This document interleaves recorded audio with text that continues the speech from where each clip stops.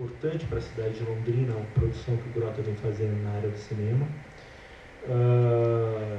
com documentários, curtas, e com Leste-Oeste, que é o longa-metragem, primeiro longa-metragem do Grota. Primeiro longa-metragem que eu dirigi, também feito na cidade com uma equipe totalmente de Londrina. E que é o grande leitmotiv, o tema principal do livro, né? Que está publicado, que a gente pode falar que o longa é originário do útero desse livro, né? Ou o livro é originário do útero do cinema. Isso é uma discussão que eu acho que a gente pode trabalhar hoje aqui à noite no nosso bate-papo.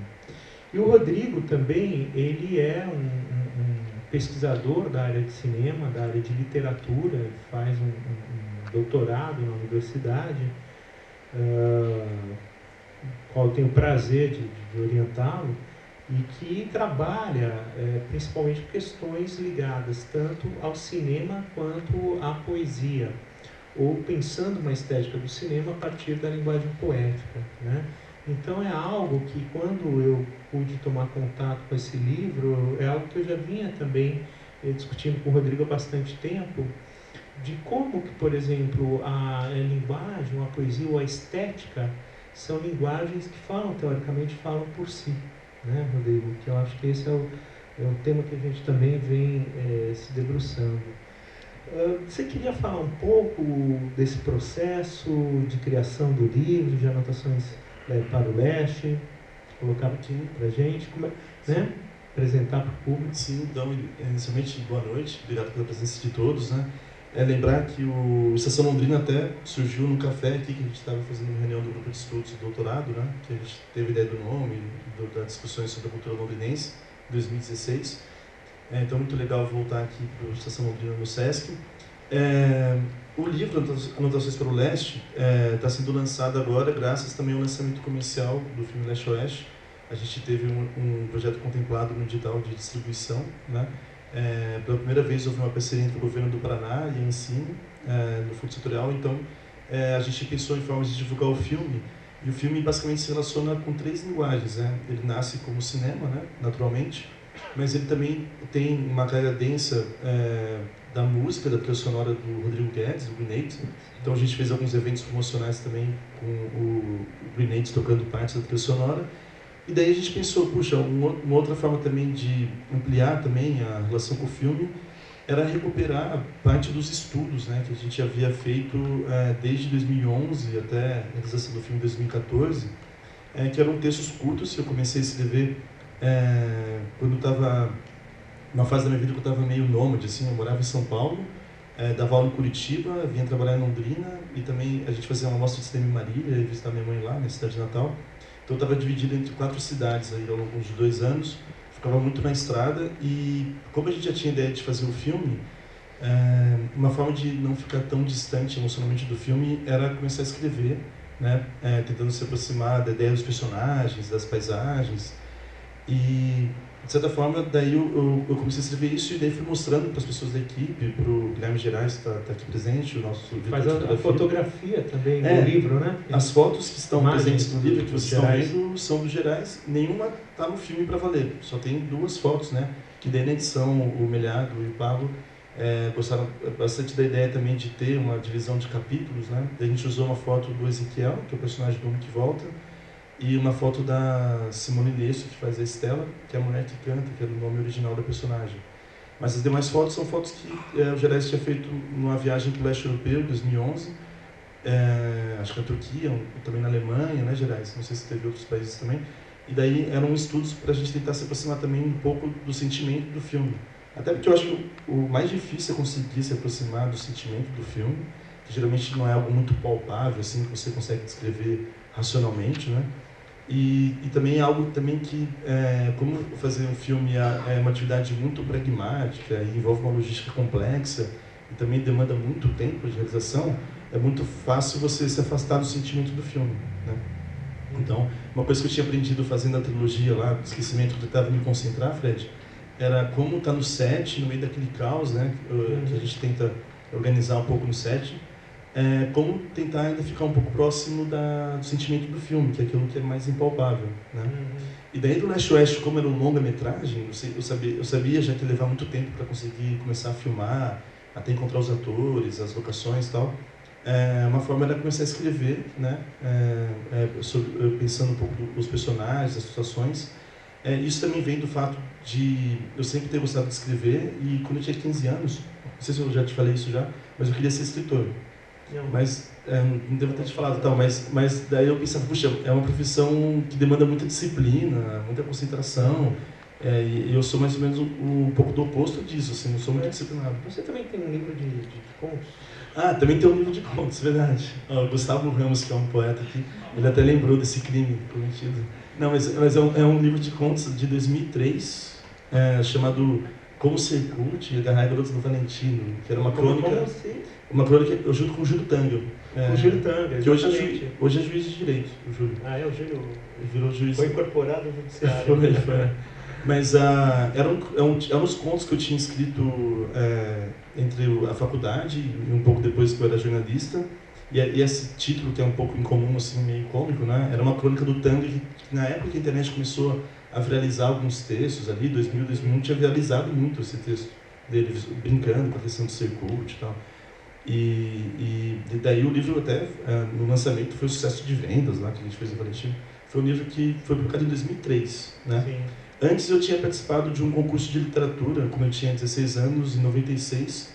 Eu tinha mandado 3 contos para o Mapa Cultural Paulista, que era um edital que acho que até hoje existe em São Paulo, para revelar novos escritores.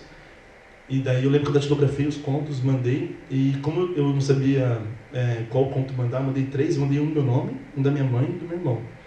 Daí o do meu irmão ganhou. E ganhou a fase regional ali do interior de São Paulo e foi para a final em São Paulo. E daí ele não sabia de nada, né? Ninguém sabia. Daí ligam lá em casa do jornal e queriam entrevistar meu irmão sobre o conto dele. Daí mas o que é isso? Daí começou a falar com minha mãe, não, deve ser coisa do Rodrigo. Daí me ligaram da escola, como não havia celular na época, fui chamada à diretoria para falar, porque o pessoal ia lá em casa para fazer essa matéria. Eu expliquei mais ou menos o conto para ele e tal, e saiu no jornal uma foto do meu irmão com um novo talento da literatura de Marília. Daí que eu comecei a pensar assim, puxa, esse negócio é interessante, né? Porque o jornalismo, no fundo, tem uma bagagem ficcional que mesmo que o repórter tenha toda a objetividade ali, ele nem sabe exatamente, né, o que está acontecendo.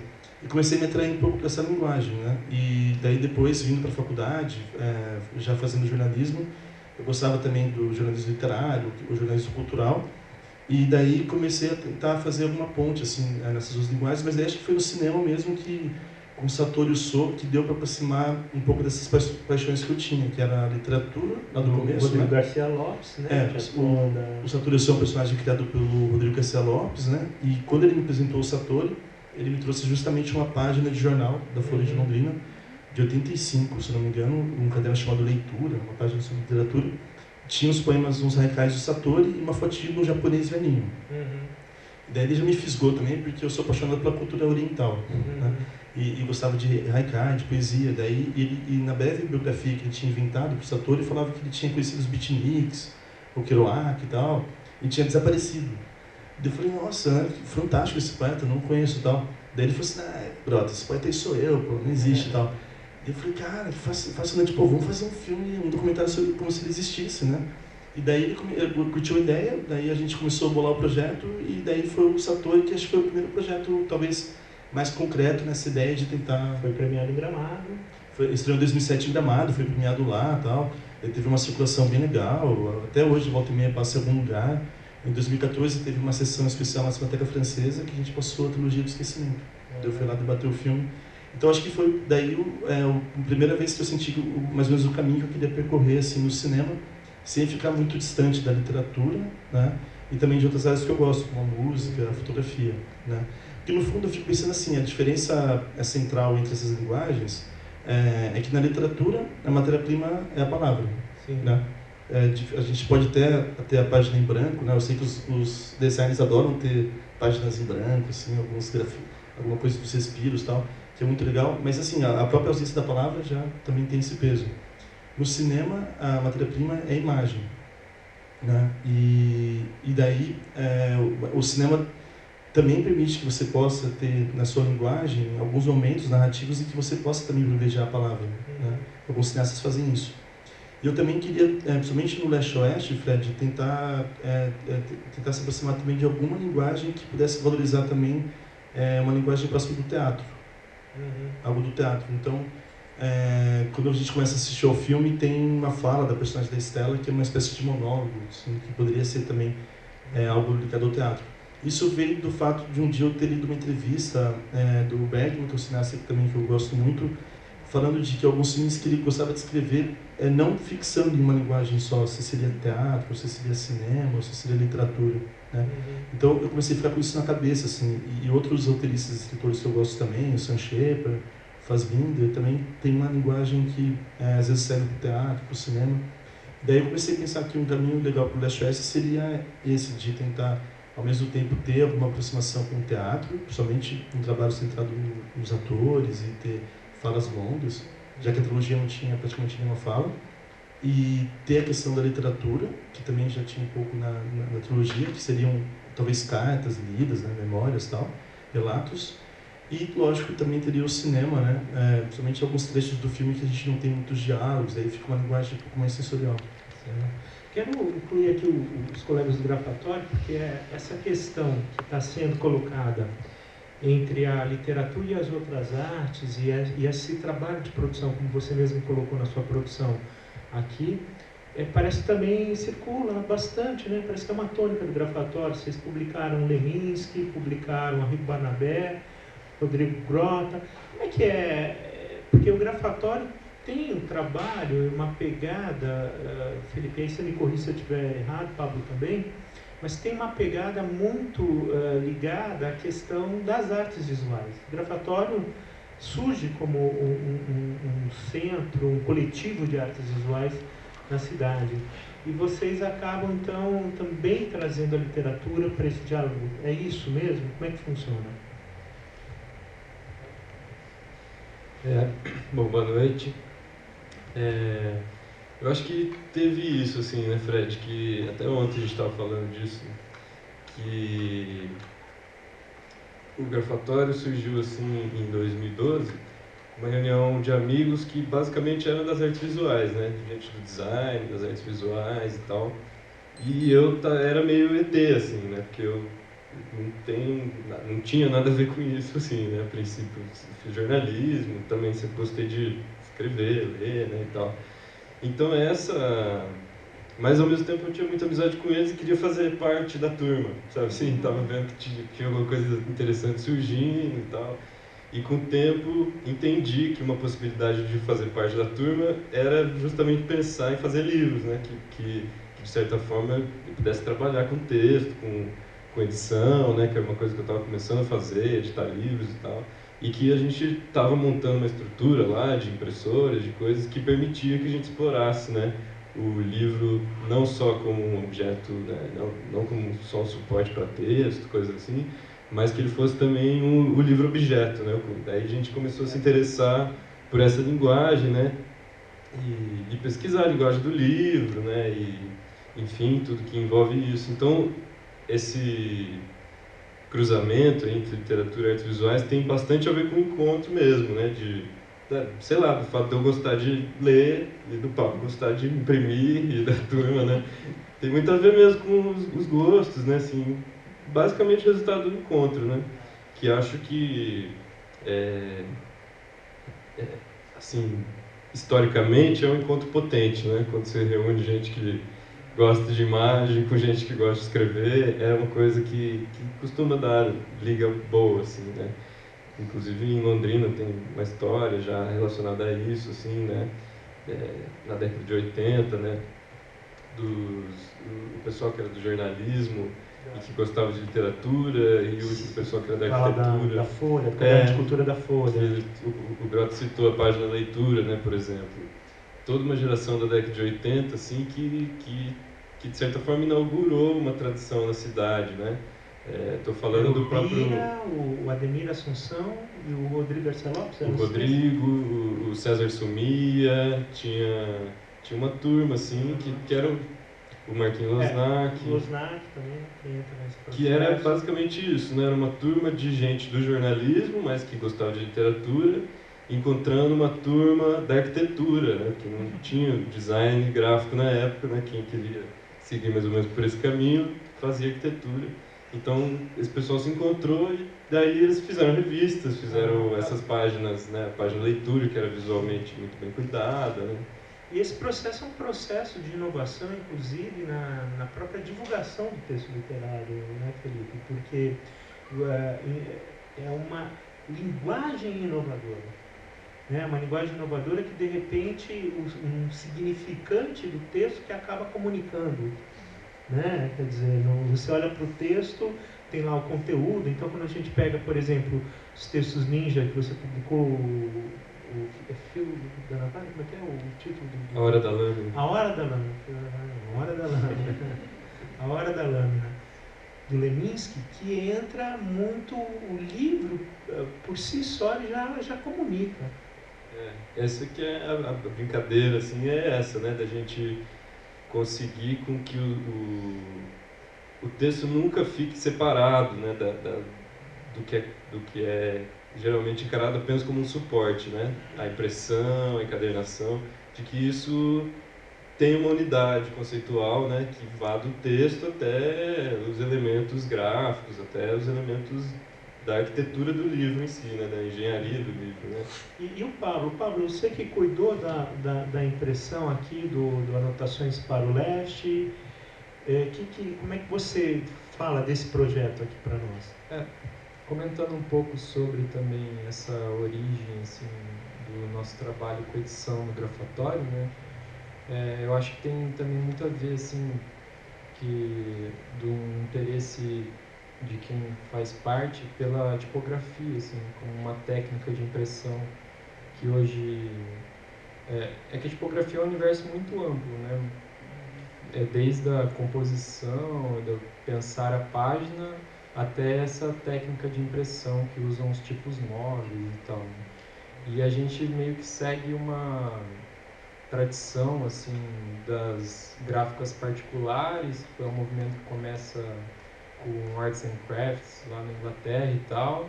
Depois aparece muito forte aqui no Brasil na década de 50 com grupos como o Gráfico Amador, lá de Recife, que tinham uma influência muito grande do João Cabral de Melo Neto, com a editora dele que ele tinha lá na Espanha, que era o Livro in Consultio. Aí esse grupo do Gráfico Amador também tinha essa característica, que misturava o pessoal das letras, né, com o pessoal das artes visuais, do design, né, que tinha o Aloysio Magalhães, o Gastão de Holanda, aí tinha o João Cabral, tinha vários... A própria ideia também do concretismo, da poesia concreta, ela entra por aí, né? Dessa coisa de misturar o gráfico com o imóvel, o Augusto, a proposta, né? E eles tinham essa intenção, assim, também de fazer... Não era um livro de luxo, né? Mas tinha um trabalho tipográfico e visual, assim, muito refinado, assim, né? Então é meio que uma revolução no design do livro brasileiro, assim, né? Tem vários grupos, né, mas o que ficou mais conhecido assim é o Gráfico Amador, até pela expressão posterior de cada um dos participantes, né? E acho que a gente vai nessa linha, assim, né? Também a gente está dentro de um movimento maior que rola no Brasil das publicações independentes, né? A gente circula em feiras que rolam no Brasil inteiro e tal. Então, estamos aí meio que seguindo a galera dos anos 80. Inclusive a Dobra, né, que vocês estavam falando, que é um evento importante que vocês realizam aqui em Londrina. Vai acontecer a próxima... Em dezembro, a gente está organizando, provavelmente vamos começar, se tudo der certo, a divulgação em breve, assim, que daí a gente recebe muita gente das artes impressas, assim, né, vem expositor do Brasil inteiro, a gente se reúne.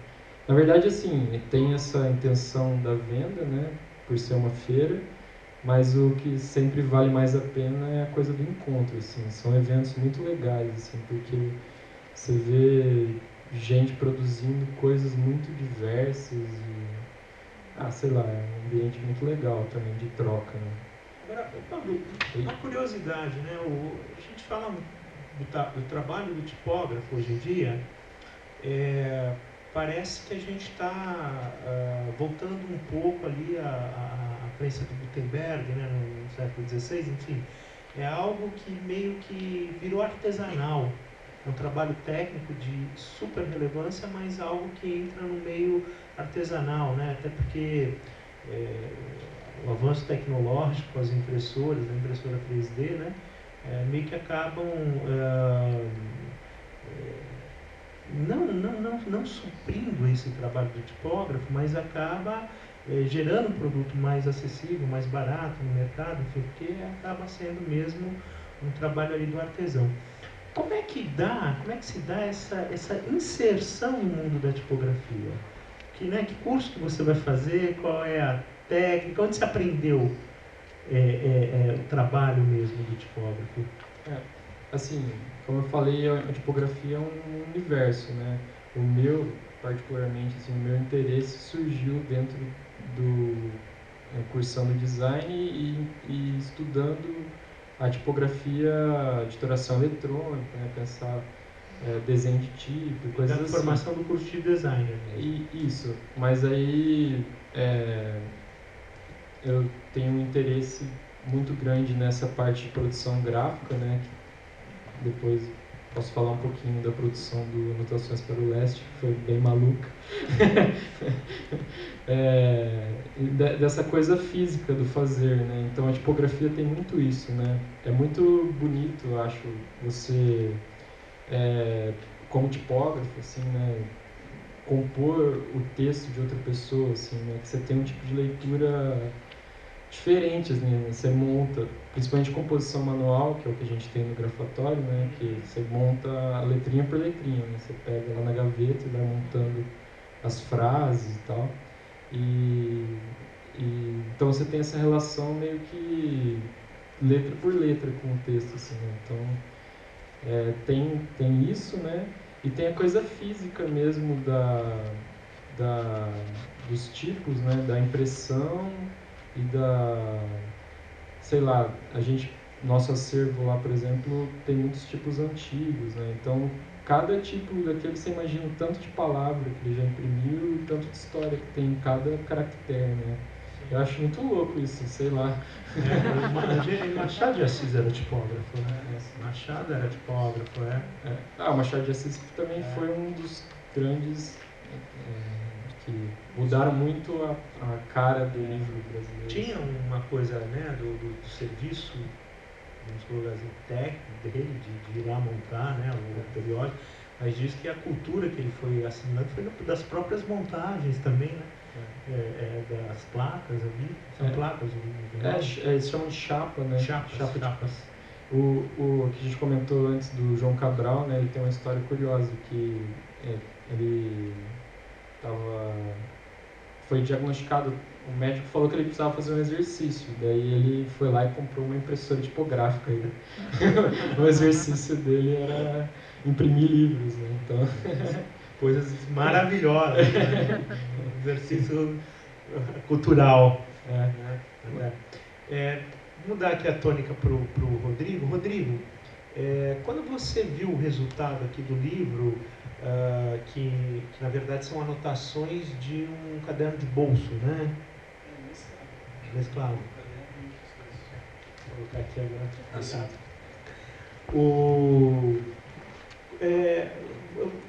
Você se surpreendeu aqui com esse material, né? Porque você falou, né, as anotações que eu estava fazendo, em princípio, para pensar o filme, pensar paisagens, pensar personagens, né? Eu estou te perguntando isso porque, na verdade, quando eu li o Anotações para o Leste, a hora que eu peguei das mãos do Paulo, ele, né, deixou, eu comecei a ler, eu fui envolvido imediatamente pela obra, né? E aí pelos poemas, né? Que eu comecei a ler o livro como se fosse um livro de poemas, né? E assim, claro, eu assisti ao filme e tal, mas não me remetia Outra coisa. a trama do filme, né? E aí me colocava num universo de experiência com a realidade, com a sensibilidade do meio, né? Que me lembravam aqui, né, alguns poemas do Álvaro de Campos, né, do Tabacaria, eu penso ali. Me lembravam, por exemplo, um pouco dessa questão da máquina mundo que o Drummond coloca, dessa percepção da realidade, dessa percepção das coisas que a gente às vezes acaba não dando muito valor, mas que elas têm um sentido e têm um significado hiperdimensionado na poesia, né? Enfim, eu falo, né, que o livro me transportou para uma realidade afiada da vida. E esse afiada é algo que, por exemplo, de uma realidade que nos corta, né? Uma realidade que é dura, uma realidade que nos machuca. E você consegue, por exemplo, ali nessas leituras, e aí por isso que eu falo que me envolveu imediatamente, né? Parece que você consegue nessa composição poética narrativa do legítimo poema em prosa, transitar por essa realidade, nos colocando algo efetivamente de experiência dentro dela, né? Então, uma experiência extremamente rica, extremamente bem construída a respeito da vida, né? Então, isso me surpreendeu. Então, eu te pergunto, porque era um livro pensado como um livro relacionado ao filme, mas ele acaba tendo uma autonomia, né? Ficou um pouco diferente, tanto que quando eu fui conversar com o Melhado e o Pablo para pensar um pouco da estética do livro, da edição, eu falei assim, olha, não é um livro narrativo, as histórias são independentes umas das outras, né? São fragmentos. Eu gosto muito de escrever e de ler também, assim, textos curtos e sem muito começo, sem meio fim, quando você pudesse entrar na trama já meio que no meio, assim. E, de certa forma, concordo com você, foi muito louco você falar da Máquina do Mundo, porque por muito tempo no roteiro do Leste Oeste tinha um momento em que os personagens eles entravam para uma zona meio irreal, assim, que eles conseguiam ter contato com a máquina do mundo. Mas não sabia como filmar isso, assim. Falei assim, puxa, isso aí é meio... porque seria uma zona sem tempo, sem espaço e sem também o toque físico, assim. E um dos temas dos textos curtos do Anotações é muito dessa questão também de que você sabe que é real quando você consegue tocar e tal, né? Tentando lembrar de sonhos também, que quando eu estou confuso, eu estou sonhando ou não, eu tento buscar o toque, assim, para ver se é um sonho ou não. Mas aí a Máquina do Mundo ficou, acho que até o terceiro, o quarto tratamento. Eu lembro que eu até conversei com o Gerais, com o Guilherme Talias, o produtor do filme, como é que seria isso e tal, mas aí depois acabou indo talvez um pouco para uma narrativa mais realista, entre aspas, o Leste Oeste, até porque a gente tinha uma limitação de orçamento grande, assim, né? Então eu acabei fazendo também versões do roteiro, já sabendo que a gente teria apenas 2 semanas para filmar, um orçamento de R$80 mil, que é um orçamento, na verdade, para curta-metragem e tal. E daí tentei também conciliar a estética do filme um pouco com essa realidade logística, né?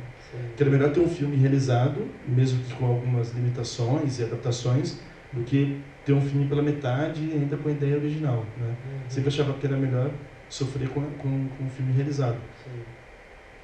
Mas é interessante que talvez, acho que nessa época, Fred, eu lembro que eu estava começando a investigar, pela primeira vez, eu estava sofrendo do efeito de ter feito 30 anos. Né? Agora eu estou sofrendo do defeito de ninguém com mais de 30? Na virada do 29 para o 30, daí começou a surgir, não sei, uma série de questões, principalmente em relação à família e tal. Acho que depois dos 30 você já deu uma boa circulada por aí, já se aventurou e tal, e já começa a olhar um pouco para o seu passado também, de maneira um pouco mais consciente. E daí eu comecei a lembrar um pouco das relações do meu pai e da minha mãe, assim, que eu não sabia exatamente detalhes e tal, porque meu pai tinha ido embora de casa quando era muito novo, mas eu sempre tinha acesso apenas por relatos dos dois, né? E daí eu comecei a pensar assim, puxa, mas se eu tentasse me aproximar dessa história do meu pai e da minha mãe, que seria a minha origem mais remota, né? Mas a partir do imaginário que eles teriam também, quando eles se conheceram. E daí, assim, meu pai, ele teve, na juventude e tal, teve uma banda de rock e tal, e minha mãe, ela fez teatro. Uma época, chegou a fazer coisas com o Plínio Marcos lá, mas depois eles abandonaram totalmente a questão de uma linguagem artística, assim, e se encontraram no curso de Direito, né, fazendo Direito. E daí tinha umas fotos, assim, dessa época dos anos 70, assim, 73, 4, quando eles estavam se conhecendo, que eu gostava de olhar para aquelas fotos e imaginar algumas situações, assim, olhar para o rosto do meu pai, da minha mãe, tentar imaginar de que eles estariam pensando ali, quais eram os sonhos deles naquelas épocas e tal. Porque eu percebi que eu não conseguia acessar isso de forma direta, né? E daí eu comecei a mergulhar nisso e também misturar um pouco das coisas que eu gostava e que eu achava que eu queria no primeiro filme, né? Uma das coisas que eu acho que é mais preciosa no cinema é quando você consegue injetar uma energia ali na composição da trama, da imagem, que chega ao público também de forma similar ao que a música consegue fazer, né? Então você ouve uma música do Bob Dylan e de repente vem toda uma energia, ou uma lembrança, uma nostalgia de alguma coisa. O Bob Dylan era um ritmo que movimenta o corpo, né? Chega de uma forma que não é só racional, né? E daí eu tentava encontrar na escrita um pouco automáticas, como os surrealistas faziam, de não tentar bolar, comecei a escrever sem ter ideia de como vai ser o final, do que está acontecendo, e tentar buscar um certo ritmo também, uma musicalidade para conseguir expressar algo assim, que não importaria muito a trama do que está narrada nas anotações, né? Mas uma espécie de sensação que você tem ao ler o fragmento curto ali. E daí alguns textos foram assim, desde muito cedo, assim, eu sempre gostei muito do Fernando Pessoa, muito por ele ser múltiplo, né? Ele não ficar preso em só um estilo de escrita. E daí os dois que eu sou mais apaixonado são o Alberto Caeiro e também tem o livro Desassossego, né? Que teria mais de um heterônimo. Mas do Alberto Caeiro tem um pensamento que eu acho que é fundamental, que é aquela questão que ele fala que o mundo não existe para ser pensado, o mundo existe para ser visto, né? Pensar é não compreender. E daí eu sempre tentei seguir um pouco nessa linha, assim, né? Só que não escrevendo como Alberto Caeiro, porque eu acho que ele tem um estilo de escrita que é muito difícil conseguir atingir aquela simplicidade, né? Mas aí na linha do Álvaro de Campos, que é uma coisa mais maluca, né? De repente parece que vem uma tempestade de uma ligação com o cotidiano, né? Aquela enxurrada de ideias que vem à mente, né? Sim. Escrita automática, né? Que vem. E daí, como eu te falei, eu tinha uma questão de não ser muito disciplinado, mas tentei lidar com a minha dificuldade, comecei a impor uma disciplina de todo dia de manhã escrever um texto. Então, às vezes, vinha alguma ideia, mas também, às vezes, por exemplo, o Gerais me mandava uma foto e aquela foto inspirava a escrita de um texto. Então tem textos que surgiram a partir até de fotos. Para o livro, você aproveitou literalmente as anotações ou você acrescentou, as modificou? Eu não acrescentei nada. Na verdade, o trabalho foi mais retirar até. Quem me ajudou no começo, e quem, na verdade, a minha primeira editora, assim, e de uma maneira bem, às vezes, direta, é a Roberta, né? Que é minha companheira e tal. E que é muito dura nas análises. Assim. Direita e esquerda. Mas é bom ela ser dura, porque daí quando ela não faz nenhum comentário e tal, eu vejo assim, nossa, então tem alguma coisa ali, né? Sobreviveu a nenhum comentário, assim, então tem alguma coisa aqui. Mas aí a Roberta tinha me ajudado a organizar mais ou menos os textos, só que eram muito mais textos, né? Eram mais de 60 fragmentos só. E daí quando eu fui conversar com o Felipe, a gente tinha acabado de sair de viagem agora para filmar nos Estados Unidos. Daí eu falei assim, eu vou te mandar uma primeira seleção aqui, mais ou menos, que a Roberta tinha feito, mas há muito tempo que a gente não vê esse material, e eu acho que deve ter alguns temas que se repetem, porque era uma espécie também de exercício, né, de escrever todos os dias, né, para fugir daquela ideia romântica que só se deve escrever, como tem inspiração e tal. A ideia era tentar trabalhar de forma disciplinada. E daí o Felipe fez algumas observações, foram bem legais, em relação, acho que ele sacou o lance que o que eu mais estava interessado é tentar imprimir um certo ritmo, assim, nos textos curtos, né. E daí ele falou assim, você quer que eu faça uma seleção? Você faz? Daí eu voltei, eu fiz uma seleção e daí a gente chegou em, sei lá, 16 textos. Daí o Felipe pediu para recuperar mais 4, assim, que ele gostava, né? E daí a gente deixou 10 no primeiro capítulo, que é sobre o homem que volta, e 10 da mulher que canta. Mas eu nunca mais mexi nesses textos, não retoquei e tal. No máximo que eu tive que fazer foi tirar algumas dúvidas do Felipe, porque ele, além de editor, é um detetive literário, assim, ele pegou umas minúcias do texto, assim, frases que, às vezes eu tentava escrever de forma também contraditória, mas às vezes ficava tão contraditório que eu já não lembrava o que eu estava querendo negar. Porque eu pensava assim, bom, esse é o caminho mais provável, então vou negar esse caminho provável, mas aí depois eu negava também o outro, daí eu ficava meio um pouco perdido. E o Felipe me ajudou nessa última revisão do texto pontual, assim, algumas coisinhas que parecem que não são importantes, mas são, assim, né? E daí os textos são esses, de antes do filme, né? Tem 2 textos que acabaram entrando no filme, que é um texto que abre o filme, que é quando Ezequiel volta para a sua cidade natal depois de 15 anos. Você gostaria de ler? Você sabe mais ou menos o que está aqui? Pode ser, vou ler um trechinho só, né? Isso. Deixa eu só falar pro pessoal que vocês estão convidados também a participar, a fazer questões, a intervir, a dizer que não concorda, a recuperar o pensamento do Rodrigo. Agora estou confuso. Qual será que é o texto que abre? Eu lembro que a ideia de começar a escrever nasceu quando acho que eu fiz esse texto aqui, que é o primeiro que abre, que é... que eu estava lendo com o Gerais, a gente estava visitando, acho que o Zerão, né, Gerais? Que no primeiro roteiro, o personagem, ele encontrava um amigo que estava lá na madrugada, o filme se passava numa noite só, e daí ele lembrava também de que ele jogava basquete e tal, da juventude, e daí eles iam para uma quadra de basquete. Daí atrás da quadra de basquete tinha a máquina do mundo. Esse era o primeiro roteiro. Daí diz assim, mais ou menos, a primeira visita a uma locação, o primeiro andar, o primeiro toque, uma lembrança, sem câmeras, sem anotações, apenas o filme. Há um movimento e todo aquele silêncio. Sempre gostei mais do que acontece antes.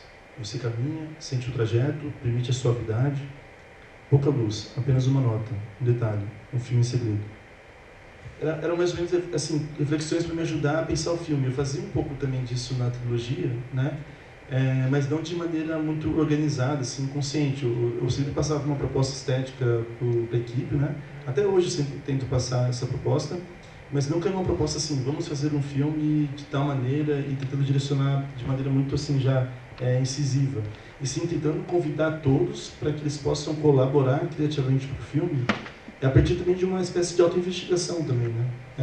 A ideia é que todo mundo colabore também de uma maneira particular e que não seja também só racional também, né?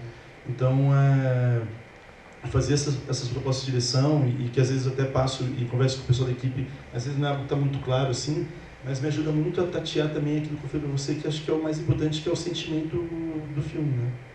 Que é algo que você não consegue descrever de maneira muito clara, né? Mas menos o que você sente com outra pessoa também, né? Não sei se você é assim, você é um romântico, ou se você é um realista. Faltou o cravo, né? Mas daí seria mais ou menos essa ideia também, de se aproximar de algo mesmo que você não dê nome àquilo, né? Ô, Felipe, e quando você se deparou com esse material, como é que foi a ideia? Né? Como é que surgiu? Assim, você falou, tá, isso aqui cabe, projeto visual, o projeto tem que ser essa dimensão, tem que ser esse tamanho, né? Como é que foi a construção disso? Bom, acho que primeiro eu vi assim que eram os textos do Grota, né, tem essa coisa de ser fôlego curto, né, e muito intenso, né, uma coisa muito rápida, né, assim, a pontuação, né, muita vírgula, essa coisa do fluxo de consciência é uma coisa importante, né, que parece mesmo alguém que está anotando para não perder uma ideia, né, que acho que era mais ou menos isso, né, alguém que vai escrever rápido no caderninho para poder usar aquilo depois, enfim, não pode demorar muito para a ideia não escapar, né, e que me lembrava bastante o Kerouac, assim, naquelas, né, descrições dele. On the Road, né, que ele viaja, bom, todas, né, e que é também, né, assim, o Last West é um pouco de um road movie, né, tem um universo meio assim, né, então eu achei que valorizar essa coisa da agilidade, assim, tinha a ver também com tornar o livro menor, né, de que ele pudesse ser lido rapidamente, né, que fosse assim um jorro ali mesmo, né, e que a princípio, né, uma quantidade de texto maior podia fazer com que perdesse essa potência, né, então um pouco por isso, assim, né, a ideia de reduzir um pouco, né. Mas o tema das anotações, né, já estava sugerido no título, né, e o próprio Rodrigo já tinha essa ideia de que fosse um livro de bolso, né, ele queria trazer um pouco da materialidade original, né, do caderninho mesmo que ele anotou, pro produto, né, para a edição e tal, né. Então, essa ideia, né, estava ali sendo esboçada já. A gente fez essa organização, né, juntos, essa organização por capítulos, assim, pensando, né, o homem que volta e a mulher que canta, né, que remetem aos protagonistas do longa, né, do filme. mas que de certa forma amplia um pouco ali o universo subjetivo deles, né? Não são exatamente aqueles personagens, né? Mas tem algo que dialoga muito, né? Com a vida emocional deles, assim, né? Isso eu achei bem legal, né? E agora ficou mais claro assim para mim, né? Porque ouvindo você falar, porque tem essas partes do livro que elas não são, que elas têm essa pegada mais surreal, né, mais fantásticas, né, tem uns blocos de texto assim que né, parecia às vezes o Beckett, assim, umas coisas do corpo, né, que corpo é esse que está falando, né, aquela coisa do ombro esquerdo, pessoa com cicatriz, um fantasma, né, tem assim uns espectros, né, assim, e que agora eu entendi que não dá para filmar, né. Então isso é legal, né, porque o livro consegue recuperar uma dimensão poética, assim, que nem sempre que foi possível, né, levar para o longa, né, mas que ainda faz parte ali de alguma forma da sua criação, né, do que te levou ao longa, né, então isso eu achei legal, né. E aí também teve esses coisas que são esses aforismos que entram entre os fragmentos, né, que estão maiores, assim, em vermelho, que a princípio era uma sessão à parte, né? Mas que daí eu também pensei que seria legal se eles servissem como transição entre os textos, né? Então, tentando fazer dialogar eles com os fragmentos e marcando um ritmo, né? Tentando contribuir novamente para que o ritmo da escrita do Grota, assim, ficasse presente na leitura, né? Como um todo, assim, no ritmo do livro, né? Vamos dizer assim, né? Então foi mais ou menos por aí, né? E aí depois, a partir dessa ideia, o Pablo foi desenvolvendo, né? A parte do design, isso acho que você pode falar um pouco melhor, né? Então, o Grota já tinha trazido... É engraçado, né, que os projetos se reciclam, né? Que já tinha um pouco essa ideia da relação dos textos com as fotos gerais. A gente já tinha até conversado sobre isso alguns anos atrás, né? Daí agora apareceu num formato totalmente diferente, né? E aí ele já trouxe essa coisa do livro pequeno, né? De seguir mesmo a ideia da caderneta, né? E acho que também faz muito sentido, né? Ele ser assim para o tipo de texto que ele contempla, né? E aí o Melhado sugeriu colocar esses respiros, né? Daí eu achei que seria o lugar ideal assim para a gente brincar com as imagens, né? Que o Grota também queria incluir os desenhos, né? Os desenhos do José Aguiar, que foi o diretor de arte do filme, e tinham essas imagens do Gerais, né? Essas fotografias. Aí, então, a ideia foi, a partir do que se fala nesses outtakes, aí, nesses aforismos, procurar algumas imagens dentro desse material que ele já trouxe que se relacionasse, assim, né? Então, daí eu fiz um painel, comecei a montar, né, essa divisão, assim, né, onde ia funcionar cada imagem. E ficou muito forte para mim, dentro dessa ideia do bloco de anotações, né, quando o Grota mandou as imagens do Zé, os desenhos, que tinha aquela coisa uma das páginas assim digitalizadas aparecia um pouquinho do verso, onde tinha pingado uma água, assim. E o verso era um material do filme, né, que eu não sei o nome, aquele que você fez todo coloridinho, assim. Escaleta, E super bonito, assim, né? Tipo, que ele dividiu as falas dos personagens com as cores e tal. E aí, a partir disso, a gente pensou em usar também materiais da pré-produção, né? Que aí entra a divisão do som lá, né? Algumas coisinhas assim que a gente foi brincando. E aí, no pensamento gráfico, assim, eu peguei, montei todo o livro o texto, né? Encaixei esses aforismos dos respiros que o Melhado sugeriu, e aí eu tirei essas páginas e fiz um grande painel, assim, né? Pensando num painel de referências mesmo e coisas que compõem esse universo do filme. Até trouxe uma imagem, às vezes dá pra... Tá aqui. Já tá aberto ali o negócio de imagem, tá vendo? Aí, se quiser deixar no fundo preto para ficar mais...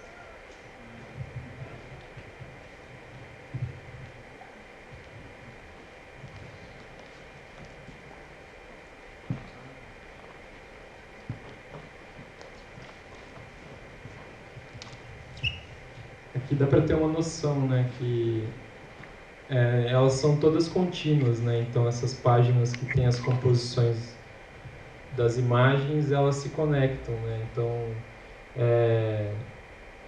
aqui não tem as divisões, né? Mas quem tiver o livrinho aí vai sacar onde está, né? Cada pagininha assim. Então eu montei esse painel inteiro e depois picotei, assim, também brincando com essa ideia de fragmento, assim, que eu acho que tem um pouco a ver com o texto, né? E aí, essas imagens, as fotografias principalmente, acho que traz muito essa coisa do universo, né? A gente até chegou a comentar do universo do filme, que parecem os lugares, assim, que o Ezequiel passou nesse período de ausência e tal. Por exemplo, tem uma imagem lá que parece que aqui eu tô vendo, parece que é um ônibus, é isso? É um trailer, né? É um trailer. Motorhome, né? Porque no filme também tem uma imagem daquele trailer de lanches em frente ao Moringão. Lanche Bom. Né? Então, vocês fizeram mais ou menos essas associações? Porque aquilo marcou muito no filme, que eu adoro o lanche lá. E agora que tá dando fome também estou lembrando lá. E aí, mas eu vi o motorhome aqui e tem, né, por exemplo, uma relação inspira um certo diálogo. Sim, tem relação até por ser uma parte da pesquisa do filme, assim, né? Então, daí tem a escaleta ali, tem trechos dos cadernos originais do Grota, né? Tem o primeiro tratamento do roteiro, um trechinho, tem um e-mail que ele fala quando ele define o nome, assim, né? Tipo, pensa no nome do filme, né? Então, aí vai meio que costurando com os textos esses pedacinhos, assim, da história por trás do filme, né? Acho que nessa também a intenção de adicionar camadas, né? Que o livro faz isso, né? Um objeto à parte do filme, mas que traz uma camada a mais, né? E todo esse material também acho que traz um pouco disso. Perfeito. Gente, vocês têm alguma questão a colocar aqui pro Grota, pro Felipe, pro Pablo?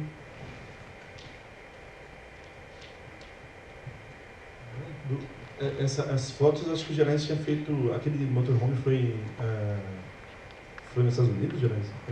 Não, onde que foi isso aí? Não sei. Cara, eu acho que foi em Berlim. Berlim, né? Sim. Porque o Gerais morou em vários países. Tá? Você sabe exatamente onde.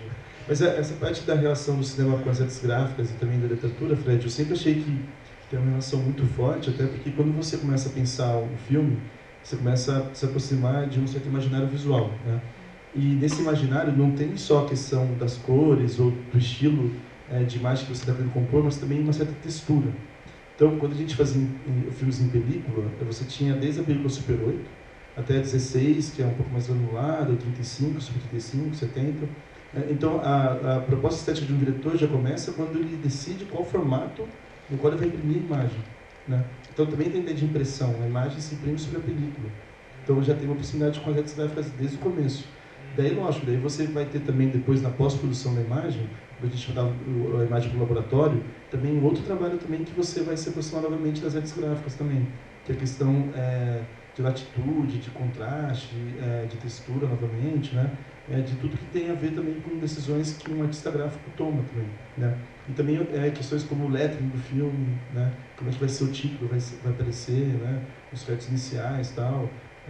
Para mim é super importante já pensar nisso também de maneira integrada à estética do filme, né? E essa possibilidade de diálogo estético permanece mesmo, por exemplo, quando você está filmando com equipamento 4K?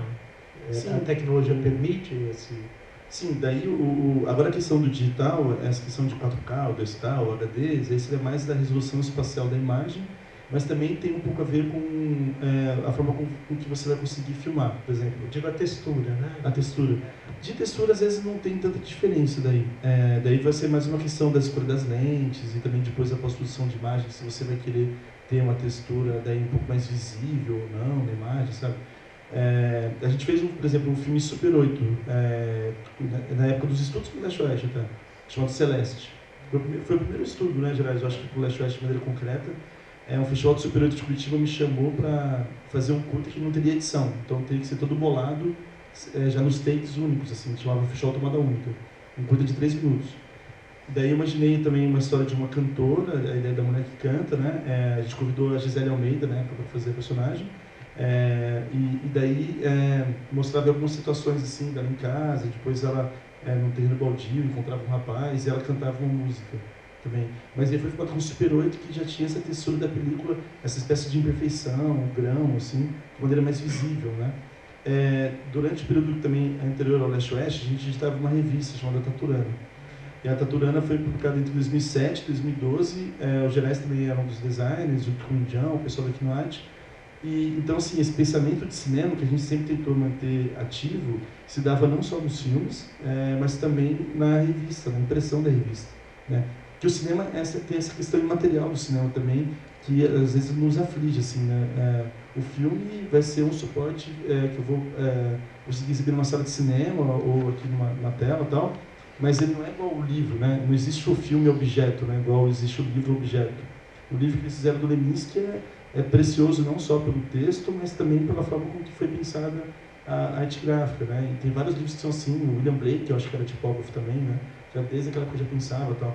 Mas o filme já é complicado, porque você vai apresentar o filme e você está sempre sujeito às condições da sala de exibição e ninguém toca no filme, porque vai prejudicar a película e tal. Você não pode levar para casa. Lógico que daí depois inventaram o VHS, o DVD, né? São essas reproduções em outros formatos que permitem você guardar o filme de souvenir. Mas não é o filme original, já é uma transposição do filme. Então há sempre essa ideia da impossibilidade do contato com o real ligado ao cinema, né? E eu acho que é interessante esse diálogo com as artes gráficas e é legal ter um livro do pré-filme, porque também é outra coisa que eu sinto muita angústia ao fazer um filme, que é aquela sensação que você tem quando surgem as primeiras ideias, assim, o primeiro desejo de ficção, de mergulhar naquilo, é muito fácil de você se distanciar daquilo e perder aquela intensidade. Então, todo o processo de fazer o filme é a tentativa de retomar aquela intensidade inicial, né? E às vezes, naquele primeiro momento, muitas coisas estavam muito claras, mesmo que você não conseguisse ainda reproduzi-las racionalmente com as pessoas em volta. E daí todo o processo de fazer o filme vai ser essa derrota contínua da qual você tenta sobreviver, né? Um agon, né? Isso tem muito nas artes de uma maneira geral, até na poesia antiga, principalmente, né? Essa força, essa luta para a sobrevivência, né? Que é uma luta da voz, que é uma luta do estar presente. Né? Interessante isso que você está falando. Agora, Rodrigo, você trouxe um trechinho do filme também. Eu acho que a gente podia encerrar, então, apresentando, né, só um trecho que talvez acho que é o que abre o filme, né?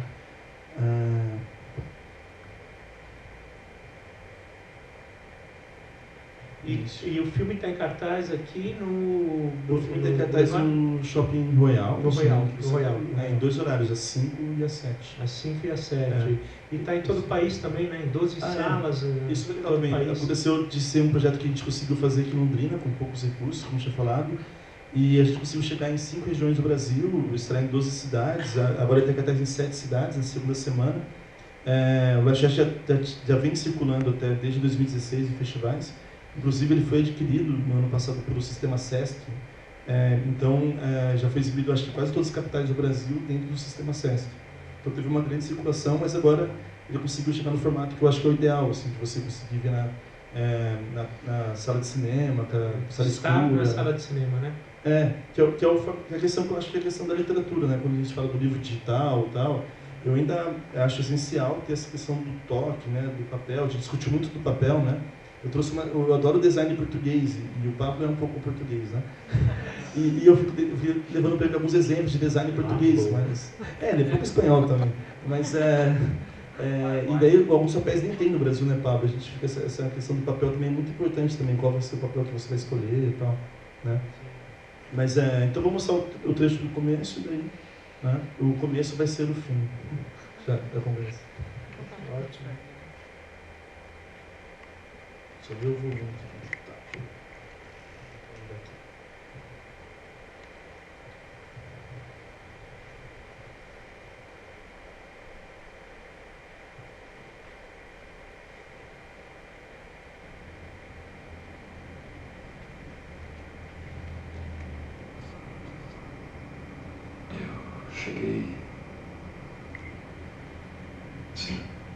Cheguei semana passada, no fim da tarde.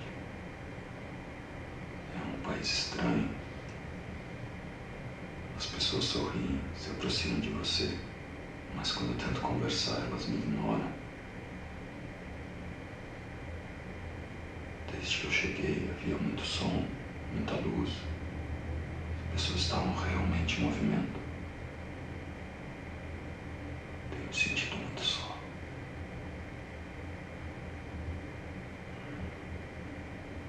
Vou pro café e espero a senhora preparar tudo. Converso um pouco com ela. Ela me pergunta se aceito. Claro que aceito. E depois observo as pessoas acordarem aos poucos. Tentei passear um pouco e acabei me perdendo. Veio a chuva, um tempo cinza.